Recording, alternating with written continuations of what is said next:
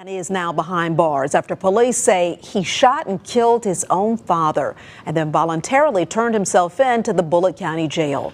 According to Grice Connect, authorities received a 911 call last night around 7:30 for a shooting at a home on Oakfield Drive.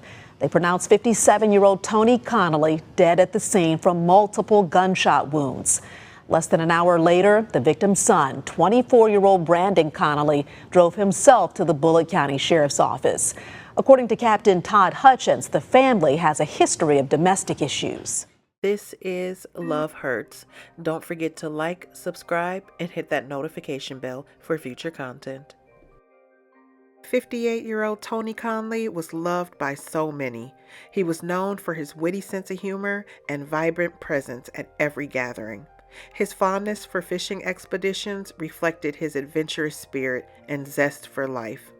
And his love for music shined through his saxophone melodies, bringing joy to those around him. One of his favorite pastimes was cooking, and boy could he burn in the kitchen. If you were lucky enough to have a plate from Tony, it was love at first bite. Tony touched countless lives, and not just through his good food, but through his love of people. He devoted 30 years of service to the state of Georgia at Pineland Mental Hospital before embarking on a new chapter as a funeral service assistant.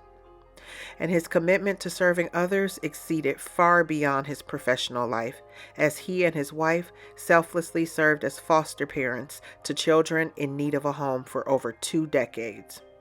In every aspect of his being, Tony exceeded warmth and kindness.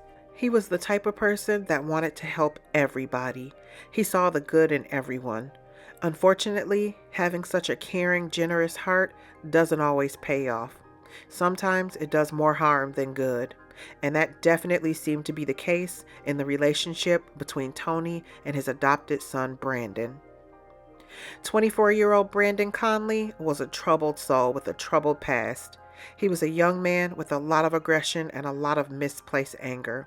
But Tony saw the best in him. He knew that Brandon's upbringing had a lot to do with his emotional instability, and he wanted to help. Brandon was initially welcomed into the Connelly's home as a foster child, but eventually he was adopted. They raised him as if he was their biological son, making sure that he had everything he needed. But sometimes that's not enough. As the years went on and Brandon grew older, the sheriff's office had to respond to the Connelly's address on a few different occasions due to domestic issues involving him. In March of 2018, sheriffs were dispatched to the Connelly's home after Brandon hit his sister in the face. He was slapped with a misdemeanor charge of family violence, but the charge was later dropped to simple battery, and he was sentenced to 12-month probation in order to complete anger management. Then in November of 2021, Brandon was arrested again on misdemeanor charges of simple battery against a person aged 65 or older.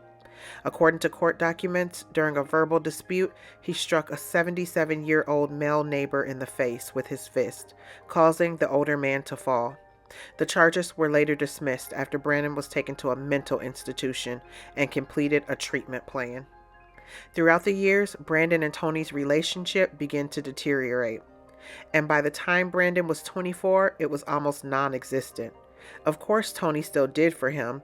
He loved his son and he wanted to help him, but Brandon just couldn't seem to get his life on track, and there's only so much help that you can offer someone, even if it is your own child.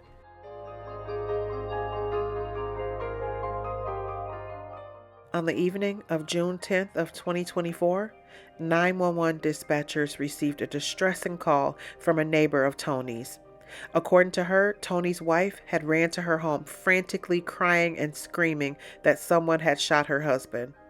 When officers arrived, they found a deceased black male laying on the floor with multiple gunshot wounds.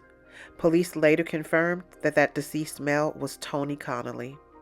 A family member who was at the home at the time of the shooting identified Tony Connely's son, 24-year-old Brandon Connely, as the shooter.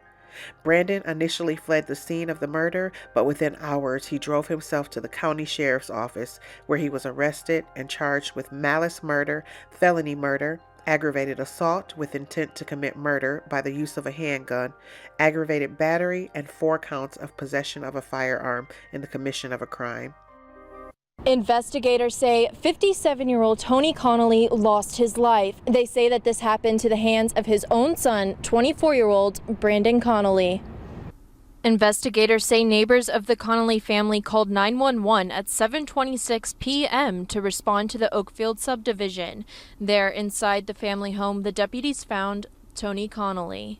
Found a deceased black male lying in the floor in the area of the home with multiple gunshot wounds to his person. They were fatal. Bullock deputies arrived on the scene with EMS assisting the family member. They say Brandon Connely left before they got there. However, around 8 p.m., Brandon showed up to the Bullock County Sheriff's Office to turn himself in. 20, maybe 30 minutes of him leaving the scene, he drove himself here to the Sheriff's Office where some of the deputies took note of his vehicle pulling into the parking lot and pulled in here and arrested him right out in the front parking lot. Basically, this apparently originated from a domestic argument that has been kind of an ongoing thing, but basically spiked yesterday and unfortunately led to the death of Mr. Tony Connely. Brandon Connely is being held here at the Bullock County Jail. He faces 4 different homicide charges. Tony's family and friends were in complete shock, and his employer spoke with news reporters about just how great of a guy Tony was. A father is now dead after a fight broke out in his home. Deputies say that their only suspect is his 24-year-old son. Brandon Connely is charged in the death of his father, Tony Connely, facing felony murder, malice murder, and aggravated assault. What I'm feeling now is disbelief. I know it happened, but I don't want to believe it happened.